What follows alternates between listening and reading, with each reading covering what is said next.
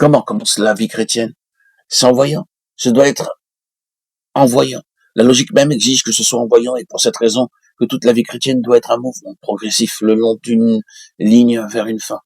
Cette ligne et cette fin sont Christ. Pour l'aveugle-né, dans Jean 9, ce fut le résultat.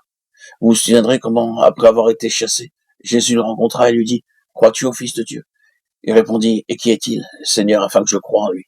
« Tu l'as vu, lui dit Jésus, et celui qui te parle, c'est lui. » Et il dit, « Je crois, Seigneur. » Et il adora. Le résultat de la vie spirituelle est de reconnaître le Seigneur Jésus. Ce sera ainsi tout le long du chemin, du début à la fin. Nous pourrons dire que notre salut a été l'affaire de nous voir nous-mêmes comme pécheurs. Mais si c'était resté là, cela aurait été une pauvre perspective pour nous. Ou bien, nous pouvons dire que c'est voir que Christ est mort pour les pécheurs. Cela est très bien, mais ne suffit pas. Toute l'affaire se résume en ceci. Voir Jésus. Quand vous voyez réellement Jésus, que se passe-t-il? Qu'est-il arrivé à Saül de Tarse? Eh bien, beaucoup de choses, des choses puissantes, qui ont accompli ce que rien d'autre n'aurait pu. Vous n'auriez jamais pu convaincre Saül de Tarse d'accepter le christianisme par des arguments. Vous ne l'auriez jamais introduit par crainte, ni le faire raisonner ou l'attendrir pour qu'il devienne chrétien. Pour faire sortir cet homme du judaïsme, il fallait quelque chose de plus qu'on ne peut trouver sur cette terre. Mais il a vu Jésus de Nazareth et cela l'a fait. Il est sorti, il fut un homme émancipé. Il avait vu. Plus tard, il a dû se heurter à la grande difficulté des judaïsants qui le traquaient et le suivaient partout, pour troubler la foi de ses convertis et détruire leur position en Christ. Ce fut le cas des croyants en Galatie, qui avaient tendance à déserter s'ils l'avaient déjà fait.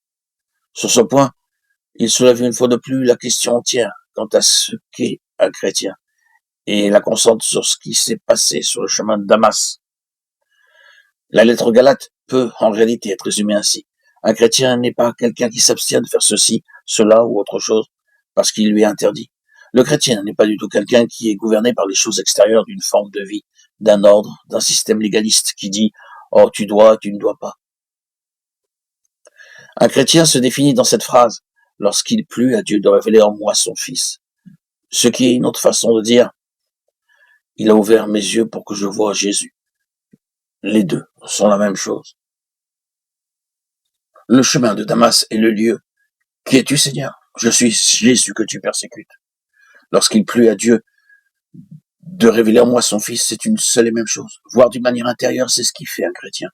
Dieu a fait briller la lumière dans nos cœurs pour faire resplendir la connaissance de la gloire de Dieu sur la face de Christ. 2 Corinthiens 4, 6. Dans nos cœurs.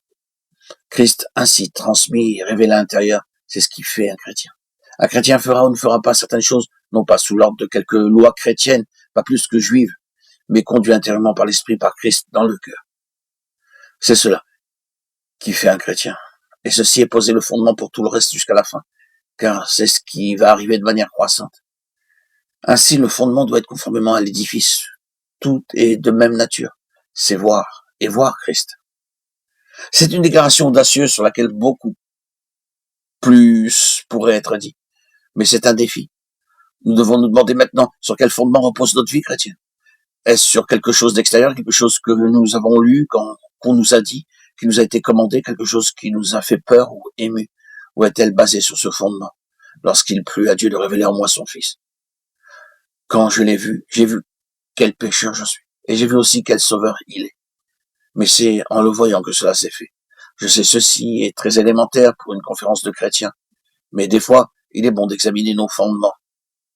Nous ne les quittons jamais. Ce n'est pas en laissant tout cela derrière que nous atteindrons la maturité et deviendrons des gens merveilleux.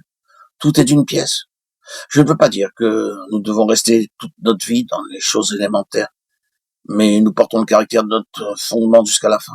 La grâce qui a posé le fondement placera la dernière pierre avec acclamation.